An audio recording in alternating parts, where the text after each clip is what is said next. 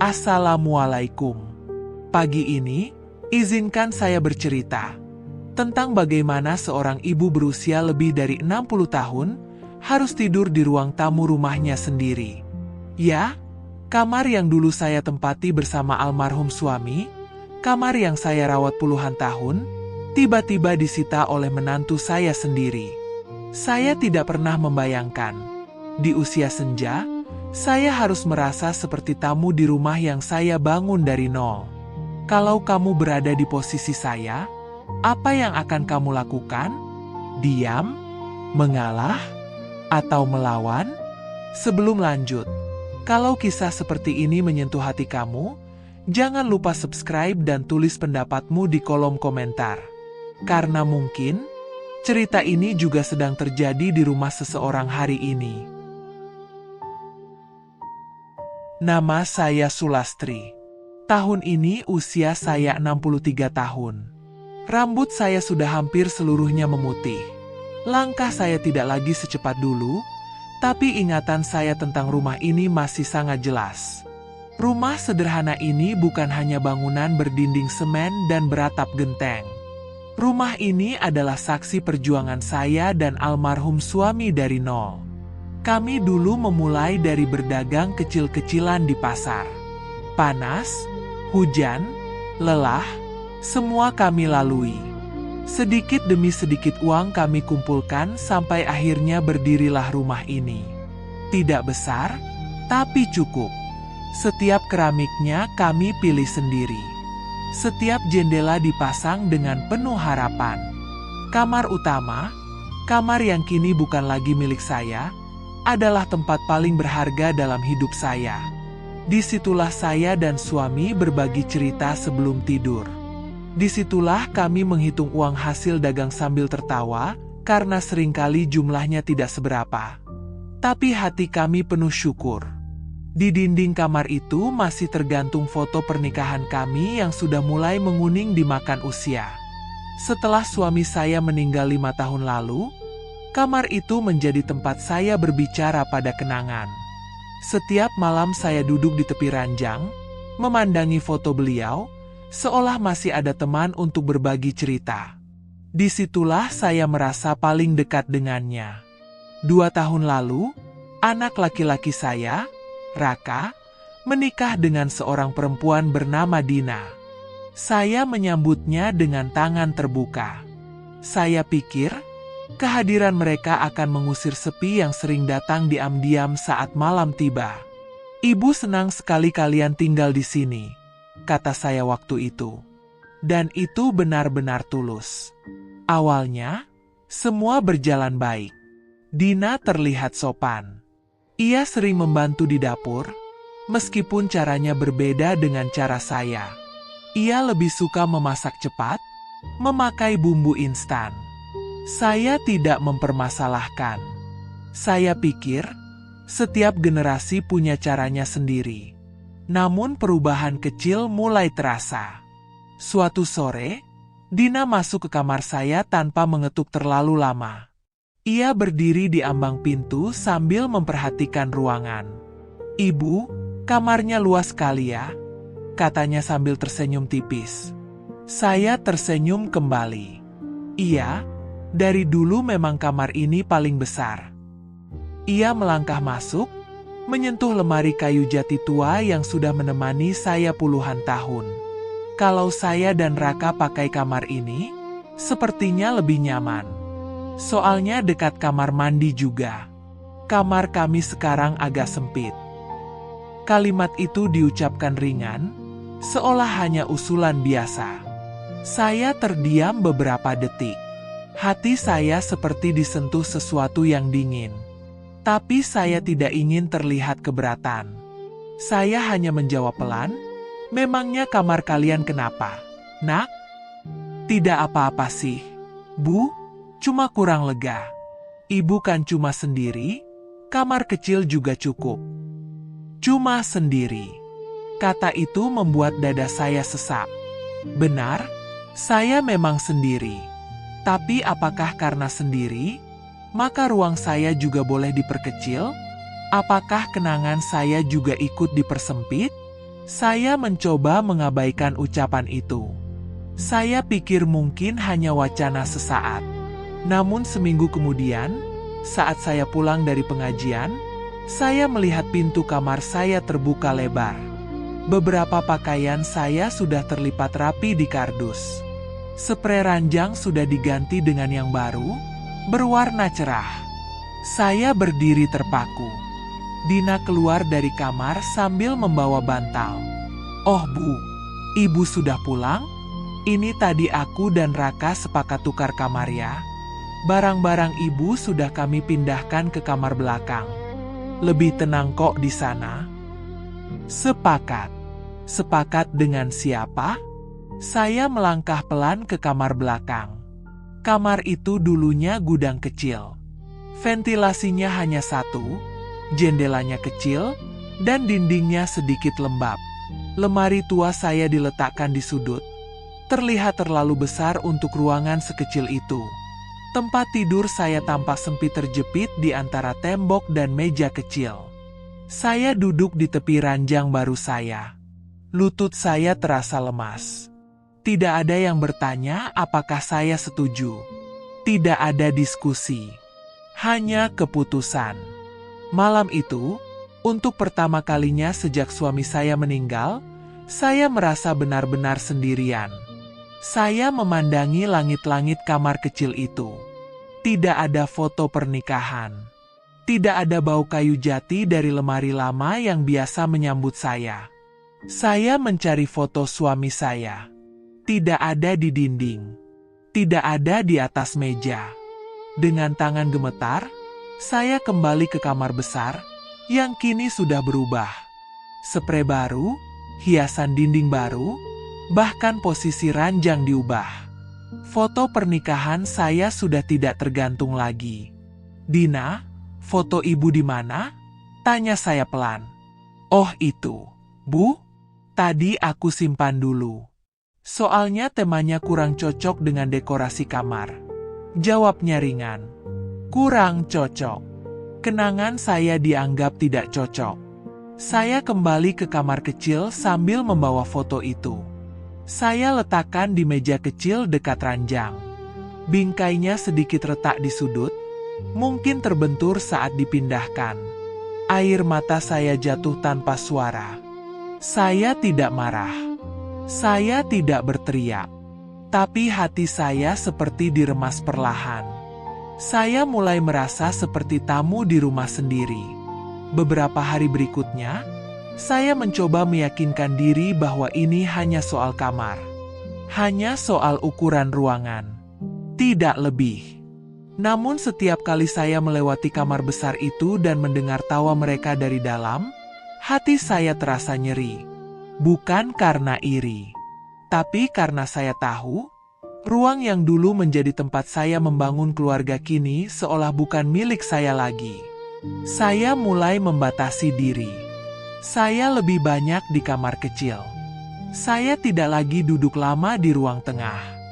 Saya takut dianggap mengganggu. Suatu malam, saat listrik padam sebentar, saya duduk sendiri di kamar kecil yang pengap. Saya memeluk foto suami saya dan berbisik pelan, "Pak, ternyata di usia segini, saya masih harus belajar kuat." Di usia 63 tahun, saya baru menyadari satu hal. Kehilangan pasangan memang menyakitkan. Tapi kehilangan rasa dihargai di rumah sendiri, jauh lebih perih. Dan saat itu, saya belum tahu bahwa kamar hanyalah awal dari sesuatu yang lebih besar. Sejak hari saya dipindahkan ke kamar belakang, suasana rumah terasa berbeda.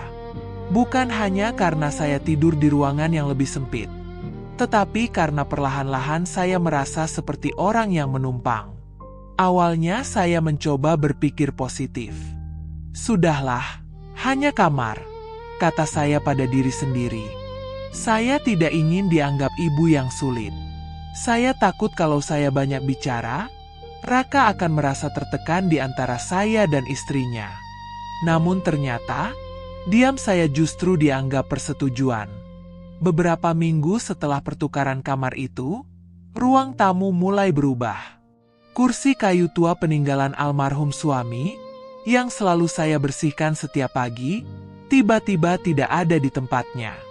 Diganti dengan sofa empuk berwarna abu-abu muda. Biar kelihatan modern, Bu, kata Dina ketika saya bertanya.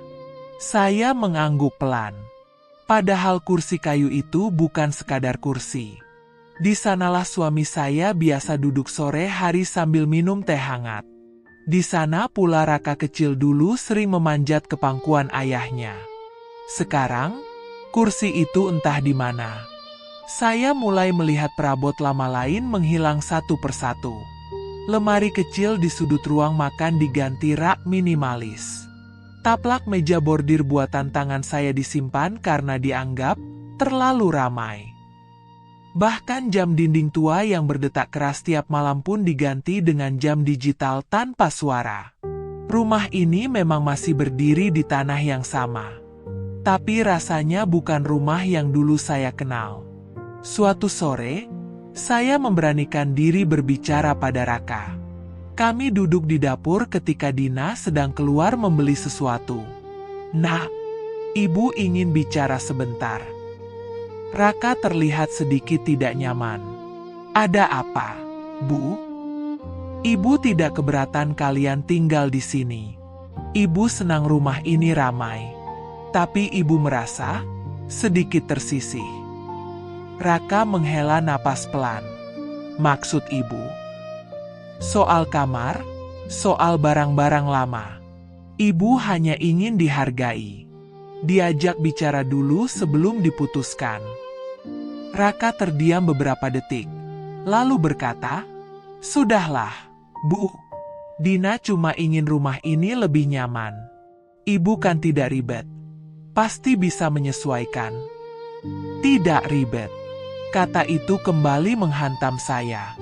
Seolah kebaikan saya menjadi alasan untuk terus mengalah.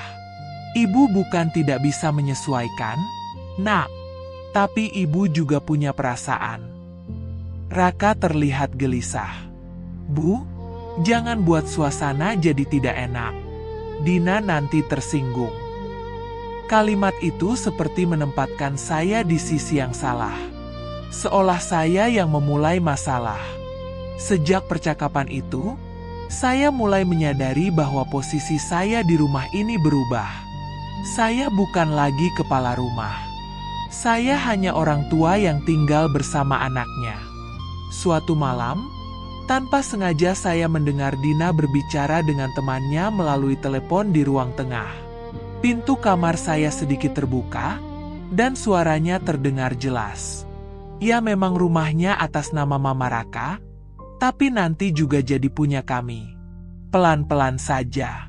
Yang penting sekarang kita atur sesuai kebutuhan kita dulu. Saya tercekat. Bukan karena saya takut kehilangan rumah. Tapi karena cara berpikir itu membuat saya merasa seperti batu sandungan yang harus dipindahkan pelan-pelan. Keesokan harinya, Dina mulai mengatur ulang dapur tanpa berdiskusi. Rak piring diubah posisinya. Bumbu dapur saya dipindahkan. Bahkan ia berkata dengan nada bercanda, "Bu, sekarang dapur biar aku saja yang pegang ya. Ibu istirahat saja." Istirahat. Seolah saya sudah tidak mampu. Padahal memasak adalah salah satu hal yang membuat saya merasa berguna. Saya mencoba tetap sabar. Namun konflik kecil mulai sering terjadi. Suatu pagi, saya memasak sayur lodeh kesukaan Raka. Ketika Dina mencicipinya, ia berkata, "Wah, santannya terlalu kental ya, Bu. Sekarang orang kan lebih suka yang sehat-sehat." Saya tersenyum kaku. Raka dari kecil memang suka begini. "Iya sih, tapi sekarang sudah beda," jawabnya cepat. Raka hanya tertawa kecil, tidak membela siapapun. Diamnya Raka semakin membuat saya merasa sendirian. Puncaknya terjadi ketika Dina berkata sesuatu yang membuat dada saya panas. Hari itu saya duduk di ruang tamu, sedang melipat pakaian saya sendiri. Dina datang dan berdiri di depan saya. Bu, sebenarnya kalau ibu merasa kurang nyaman dengan perubahan-perubahan ini, mungkin ibu bisa tinggal dulu di rumah Tante Mira. Kan di sana juga ada sepupu-sepupu. Saya menatapnya lama. Kata-katanya terdengar halus, tapi maknanya jelas. Saya dipersilakan pergi. Ini rumah saya. Dina, jawab saya pelan tapi tegas. Dina tersenyum tipis. Iya Bu, maksud saya cuma biar ibu lebih tenang. Lebih tenang? Dengan meninggalkan rumah yang saya bangun sendiri? Malam itu saya duduk sendirian di kamar kecil saya. Saya mencoba mengingat kapan tepatnya saya kehilangan posisi saya sebagai pemilik rumah ini. Apakah sejak saya membiarkan kamar saya diambil? Apakah sejak saya tidak protes ketika kursi kayu dibuang? Saya mulai menyadari satu hal penting. Setiap kali saya memilih diam demi menjaga suasana, mereka mengira saya setuju. Dianggap restu. Mengalah saya dianggap lemah. Kesabaran saya dianggap tidak punya batas. Saya memang seorang ibu. Saya mencintai anak saya. Tapi saya juga manusia yang punya harga diri. Di depan cermin kecil di kamar belakang, saya melihat wajah saya sendiri. Keriput di sudut mata, rambut yang mulai menipis, bahu yang sedikit membungkuk. Tapi di balik itu semua, saya melihat sesuatu yang hampir hilang. Ketegasan. Saya berbisik pada diri sendiri, kalau bukan ibu yang menjaga hak ibu, siapa lagi? Konflik ini bukan lagi soal kamar atau perabot. Ini soal batas. Soal rasa hormat. Soal bagaimana seorang ibu diperlakukan di rumahnya sendiri. Dan untuk pertama kalinya sejak semua perubahan itu terjadi, saya tidak lagi merasa hanya sedih. Saya mulai merasa marah. Bukan marah yang meledak-ledak, tapi marah yang tenang.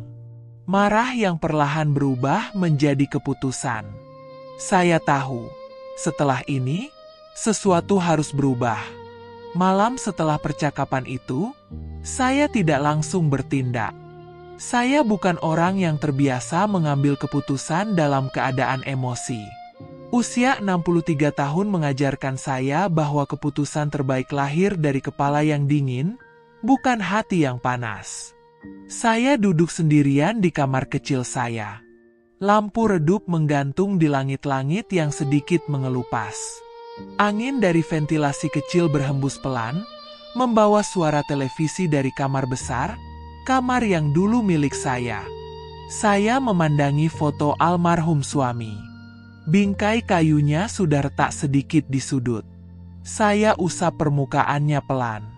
Pak, kalau Bapak masih ada, mungkin semua tidak akan seperti ini, bisik saya. Tapi saya tahu, tidak adil menyalahkan keadaan. Hidup terus berjalan. Dan saya masih hidup. Artinya saya masih punya pilihan. Saya mulai membuka lemari besi kecil yang selama ini saya simpan di sudut kamar. Di dalamnya ada map coklat berisi dokumen penting. Sertifikat rumah. Surat-surat tanah. Semua atas nama saya dan almarhum suami. Setelah beliau meninggal, nama saya menjadi satu-satunya yang tertera. Saya pegang kertas itu lama sekali. Rumah ini bukan warisan instan. Rumah ini dibangun dengan keringat. Dengan bangun sebelum subuh dan pulang saat matahari hampir tenggelam. Rumah ini adalah hasil perjuangan dua orang yang saling mencintai dan ingin anaknya hidup lebih baik. Dan sekarang, saya dipersilakan pergi dari dalamnya? Tidak. Keesokan paginya, saya bangun lebih awal dari biasanya. Saya menyapu halaman depan seperti biasa, menyiram tanaman, dan memasak sarapan. Tidak ada yang berbeda di luar. Tapi di dalam diri saya, sesuatu sudah berubah. Saya meminta Raka dan Dina duduk bersama di ruang tengah setelah sarapan. Ibu ingin bicara, kata saya dengan suara yang tenang. Raka terlihat heran. Dina memasang wajah datar. Saya tidak berteriak. Saya tidak menangis. Saya hanya berbicara pelan, tapi jelas. Selama ini ibu diam bukan karena ibu setuju. Ibu diam karena ibu ingin rumah ini tetap damai. Tapi ternyata diam ibu membuat kalian berpikir ibu tidak punya batas. Raka menunduk. Dina menyilangkan tangan di dada. Soal kamar, soal barang-barang, soal dapur, semuanya ibu terima. Tapi ketika ibu disarankan pindah dari rumah ini, itu sudah melewati batas. Dina langsung menyela, "Saya cuma memberi saran, Bu, bukan mengusir." Saran yang membuat ibu pergi dari rumah sendiri tetap saja namanya menyuruh pergi. Jawab saya, masih dengan nada tenang. Saya mengeluarkan map coklat dari tas kecil saya dan meletakkannya di atas meja. Ini sertifikat rumah. Atas nama ibu. Ruangan itu hening. Ibu mengizinkan kalian tinggal di sini karena ibu sayang. Tapi izin bukan berarti menyerahkan hak. Raka akhirnya berbicara. Suaranya pelan. "Ibu mau apa?" Saya menarik napas panjang. Hati saya bergetar, tapi saya tidak mundur. Mulai hari ini, ibu ingin kamar ibu kembali. Dan dalam 2 bulan ke depan, kalian harus mencari tempat tinggal sendiri. Wajah Dina memerah. "Jadi ibu tega mengusir kami?" Kata itu kembali dilemparkan pada saya. Tega adalah ketika seorang ibu dipindahkan tanpa diminta pendapatnya. Tega adalah ketika kenangannya dianggap tidak cocok dengan dekorasi. Ibu tidak mengusir. Ibu hanya mengambil kembali hak ibu. Raka terlihat bimbang. Saya tahu dia berada di posisi sulit. Tapi menjadi sulit bukan berarti boleh membiarkan yang salah terus terjadi. Ibu tidak membenci kalian. Lanjut saya. Tapi ibu tidak bisa terus hidup merasa kecil di rumah sendiri. Percakapan itu tidak berakhir manis. Dina masuk ke kamar besar sambil membanting pintu. Raka mencoba menenangkan suasana, tapi keputusan saya sudah bulat. 2 bulan berikutnya terasa canggung. Kami jarang berbicara panjang. Saya tetap bersikap biasa. Saya tidak memusuhi, tidak pula mengalah lagi. Saya mulai menata ulang kamar besar. Saya membersihkannya pelan-pelan ketika Dina dan Raka pergi melihat kontrakan. Saya kembalikan foto pernikahan ke tempat semula. Saya lap lemari jati sampai mengilap. Saat saya kembali tidur di kamar itu untuk pertama kalinya setelah sekian bulan, air mata saya jatuh lagi. Tapi kali ini bukan karena sedih. Saya merasa pulang. 2 bulan kemudian, Raka dan Dina benar-benar pindah ke rumah kontrakan kecil tidak jauh dari sini. Hari mereka mengangkut barang-barang, hati saya tetap terasa berat. Bagaimanapun, Raka adalah anak yang saya kandung 9 bulan. Melihatnya pergi tetap menyisakan ruang kosong. Namun di balik kesedihan itu, ada rasa lega yang tidak bisa saya bohongi. Rumah ini kembali sunyi. Tapi sunyi yang berbeda. Sunyi yang tidak menekan. Beberapa minggu pertama, Raka jarang datang. Mungkin masih merasa kecewa. Saya tidak memaksanya. Saya percaya waktu bisa menjernihkan. Suatu sore, ia datang sendirian. Tanpa Dina. "Ibu," katanya pelan saat duduk di kursi kayu lama yang ternyata ia simpan di gudang dan kini saya kembalikan ke ruang tamu. "Maafkan aku. Waktu itu aku terlalu takut membuat suasana tidak enak. Jadi aku memilih diam." Saya tersenyum tipis. "Diam juga pilihan, Nak. Tapi setiap pilihan ada akibatnya." Ia menunduk. Aku tidak sadar ibu merasa seperti itu. Saya menepuk tangannya. "Sekarang kamu sudah tahu." Sejak hari itu, hubungan kami perlahan membaik. Tidak sama seperti dulu, tapi lebih dewasa. Raka mulai belajar bahwa mencintai istri bukan berarti mengabaikan ibu. Dan saya belajar bahwa mencintai anak bukan berarti menyerahkan seluruh harga diri. Pelajaran terbesar yang saya dapat di usia senja ini adalah, menjadi ibu tidak berarti kehilangan hak sebagai manusia. Kita boleh lembut, kita boleh sabar, kita boleh mengalah. Tapi semua itu harus punya batas. Karena jika kita sendiri tidak menjaga diri kita, orang lain akan terbiasa melangkahi. Kini setiap pagi, saya membuka jendela kamar besar saya. Cahaya matahari masuk, menyentuh foto pernikahan yang kembali tergantung di tempatnya. Saya menyeduh teh hangat, duduk di kursi kayu, dan menghirup udara dengan lega. Saya tidak kaya. Saya tidak punya jabatan tinggi. Tapi saya punya kembali rumah dan martabat saya. Dan di usia 63 tahun, itu lebih dari cukup. Kalau kamu berada di posisi saya, apakah kamu akan tetap diam demi menjaga hubungan? Atau kamu juga akan mengambil kembali hakmu? Tulis jawabanmu di kolom komentar. Karena mungkin, dengan berbagi cerita, kita bisa saling menguatkan. Terima kasih sudah mendengarkan kisah pagi ini. Sampai jumpa di cerita berikutnya.